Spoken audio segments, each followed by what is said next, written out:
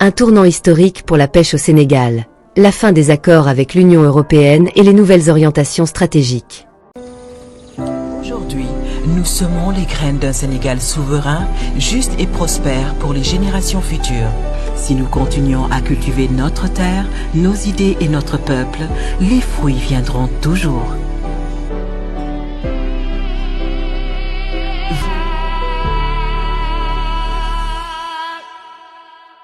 Le jeudi 28 novembre, le ministère des Pêches, des Infrastructures maritimes et portuaires du Sénégal, sous la direction de Dr Fatou Diouf, a organisé une conférence de presse au siège situé à Diamniadio. Cet événement marquant a permis de faire un point complet sur la fin des accords de pêche durable entre le Sénégal et l'Union européenne, tout en dévoilant une vision ambitieuse pour l'avenir du secteur des pêches sénégalaises. Au cœur de cette rencontre, l'annonce officielle de la fin du protocole 2019 à 2024 de l'accord de partenariat pour une pêche durable, APPD, a retenu l'attention. Ce protocole, qui permettait aux navires européens d'exploiter une partie des ressources halieutiques sénégalaises, a pris fin le 17 novembre dernier. Selon Dr Fatou Diouf, cette décision traduit la volonté du Sénégal de reprendre en main la gestion de ses ressources marines. Elle a souligné les déséquilibres croissants observés dans l'exploitation, notamment en termes de retombées économiques et de préservation de l'environnement. Le ministre a insisté sur le fait que cette rupture ne constitue pas une fin, mais un nouveau départ pour redéfinir les bases de la coopération internationale en matière de pêche, en plaçant les intérêts du Sénégal au premier plan. Aligné sur le référentiel Vision Sénégal 2050, le ministère des Pêches et des Infrastructures maritimes s'est engagé dans une refonte complète de sa stratégie. Dr Fatou Diouf a dévoilé les grandes lignes de la nouvelle lettre de politique sectorielle de développement des pêches et de l'aquaculture, 2025 à 2029. Cette politique, intégrant également les infrastructures maritimes et portuaires, vise à transformer le secteur en un moteur de développement économique et social.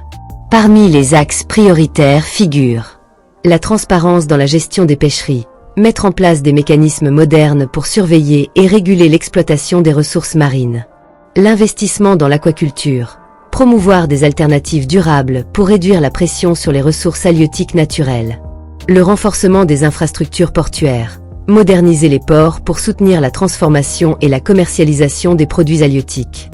Ces orientations seront soutenues par une concertation étroite avec les acteurs du secteur à travers des séminaires techniques et des consultations nationales. Le secteur des pêches joue un rôle central dans l'économie du pays, représentant 3,2% du PIB et 12% du secteur primaire. Il assure également la sécurité alimentaire de millions de Sénégalais tout en générant des emplois directs et indirects. Dr Fatou Diouf a insisté sur l'importance de valoriser davantage ce potentiel. Elle a mis en avant les opportunités qu'offre le renforcement de l'armement national et le développement des unités locales de transformation. Ces initiatives, combinées à une gouvernance renforcée, permettront de maximiser les retombées économiques tout en assurant la durabilité des écosystèmes marins. Lors des récentes négociations internationales, le Sénégal a obtenu une augmentation des quotas de pêche sur le thon obèse, une espèce d'une grande valeur commerciale. Cette victoire, saluée par le ministre, reflète la reconnaissance des efforts sénégalais en matière de gouvernance et de gestion durable des ressources. Dr Fatou Diouf a clôturé cette rencontre en appelant à une mobilisation générale autour de ces nouvelles orientations. Elle a remercié les journalistes pour leur rôle essentiel dans la diffusion de ces informations stratégiques et a encouragé les partenaires nationaux et internationaux à s'impliquer activement. En conclusion, cette conférence de presse marque un tournant décisif pour le Sénégal. En rompant avec les accords traditionnels et en adoptant une vision ambitieuse pour 2050, le ministère réaffirme son engagement envers une gestion responsable et durable des ressources halieutiques. L'avenir de la pêche au Sénégal s'annonce prometteur, porté par une volonté de changement et une détermination à construire un secteur résilient, inclusif et tourné vers l'avenir. C'était tout pour cette Flash News. Merci et à bientôt pour de nouvelles vidéos. Aujourd'hui, nous semons les graines d'un Sénégal souverain, juste et prospère pour les générations futures.